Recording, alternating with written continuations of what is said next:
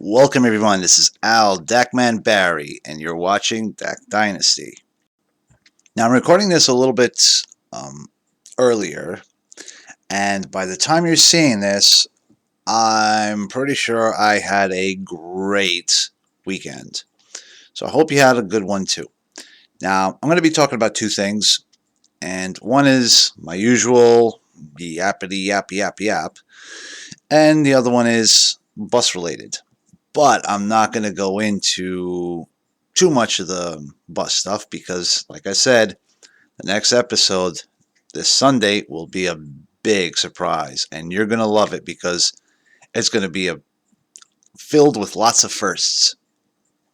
But the first thing I decided to do was these vents. Now, a couple of things. All DAC buses came from the factory with these vents painted. Well, they're plastic, just flat black. Now, over the years, some of them were painted over, like Olivia's. And there are a couple of other buses that had these aftermarket made locally. So they were all sorts of random colors, like white, for example. And I may show some of the photos in between here.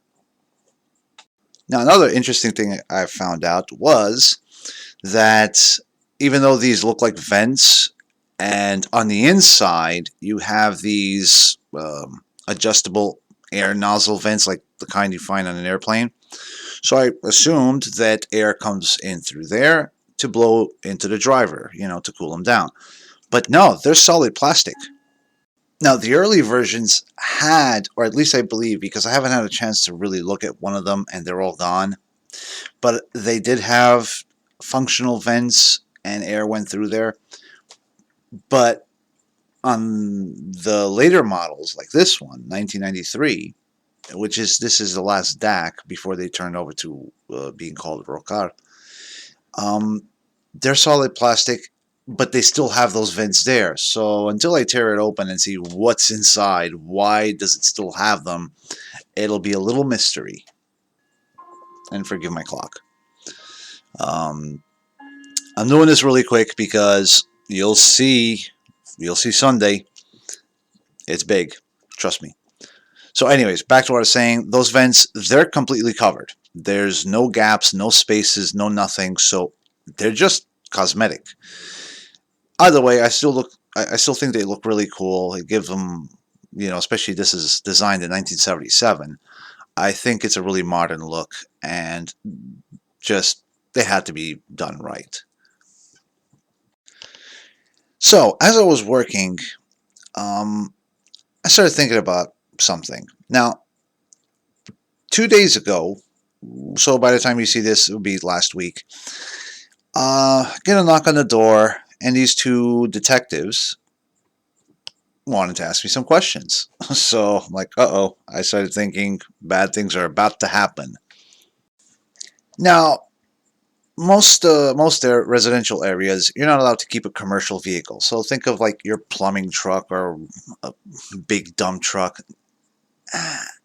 Now, again, if it's your small business, and what are you going to do?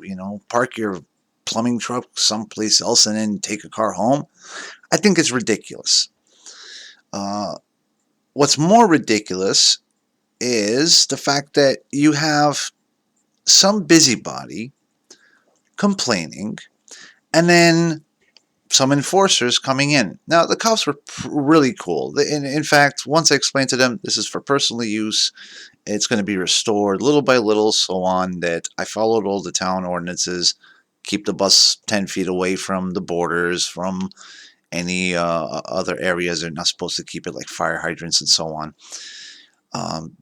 They were impressed with the fact that I was anticipating this and I cooperated with them, without giving up my rights, as in I didn't have to invite them to check out my house. There's no point in that.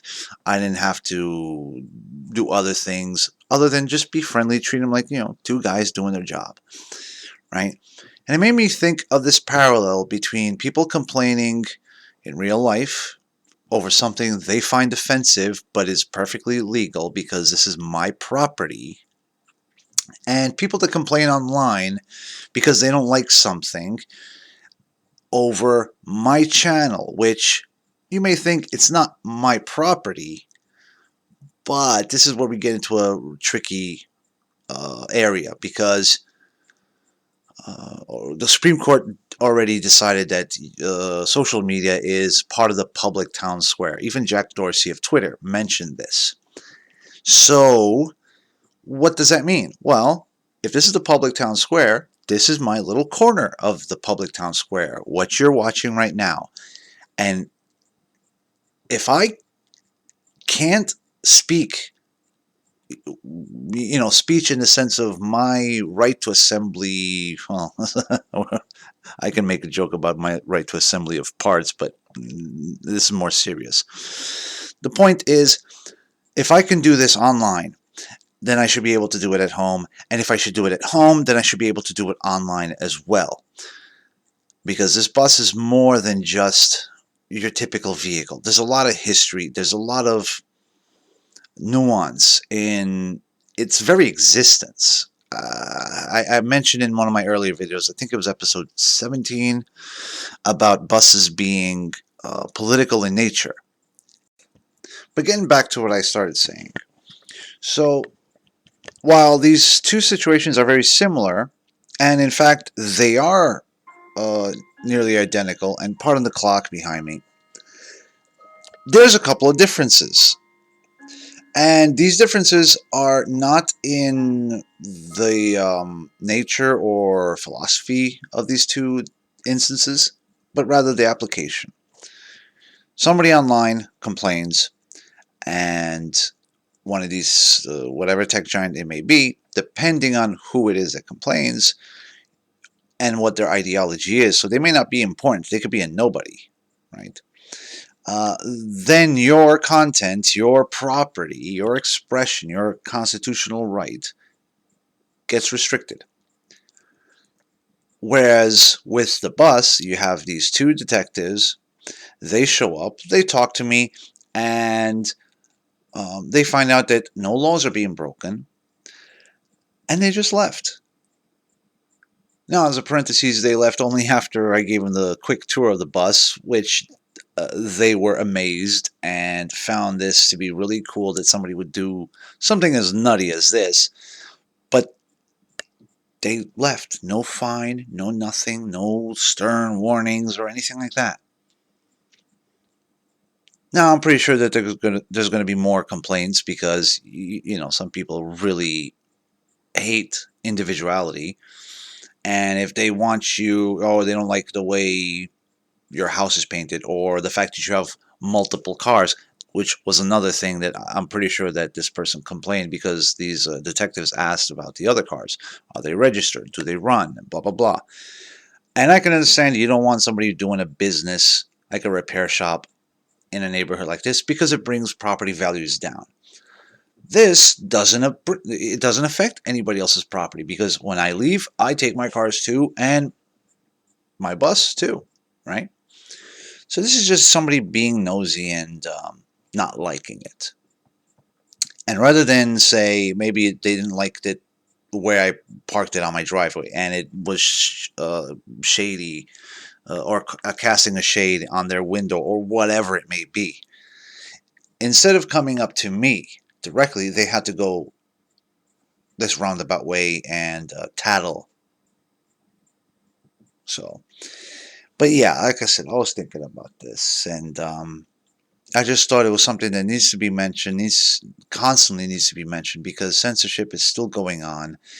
Um, I'm looking at some of the analytics from my previous video.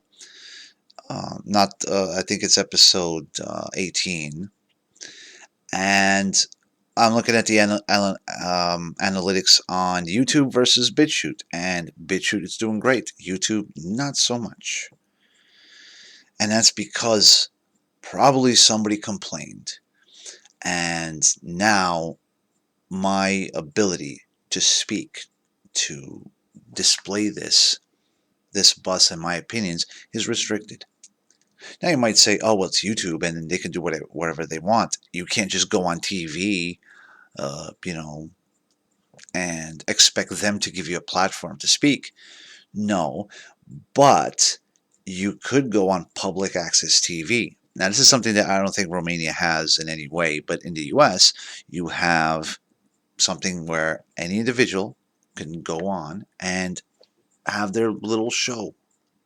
The 80s is full of things like this. That's where, in fact, Yuri Bezmenov first appeared on public access TV. We're talking about the head of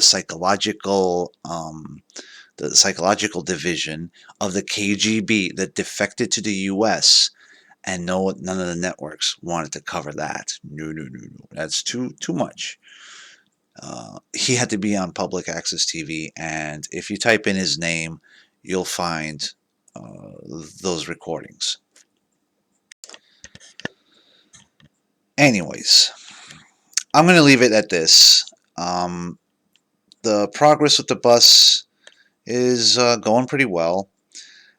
There's some areas where there's heavy rust that's actually piercing through it and will need to be done. But I did find the route display mechanism. It's like a cloth on which the routes are displayed, and you push a button and it rolls, electrically. That's there, so that's going to be a cool little side project once I remove it and restore it and get it functional again. So, yeah, there's, like I said, good and bad, but little by little, we'll get Olivia back to being brand new. So, keep an eye out. Sunday, you will get this new video, and it is going to be great. I mean, I don't want to give it away, but you'll see. All right. So until then, this is Al Dackman Barry, and hope you have a great ride.